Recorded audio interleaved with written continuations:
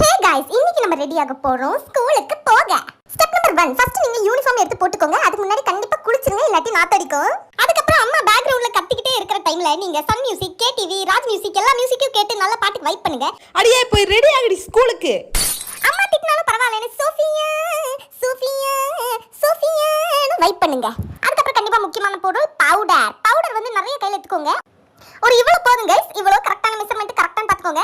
பார்த்துட்டு நீங்க உங்க ஃபேஸ்ல நல்லா அப்ளை பண்ணுங்க. மூக்கு கிட்ட மட்டும் அவாய்ட் பண்ணிடுங்க இல்லனா சாரி மக்களே. Okay let's get back. Powder நல்லா நீங்க வந்து ஃபுல்லா அப்ளை பண்ணி விட்டுருங்க. கொஞ்ச நேரத்துல உங்க முகம் இது போல ஜொலிக்கும். அப்புறம் கண்டிப்பா பொட்டு வைக்கலனா ஒரு பொட்டு வச்சு விட்டுருங்க.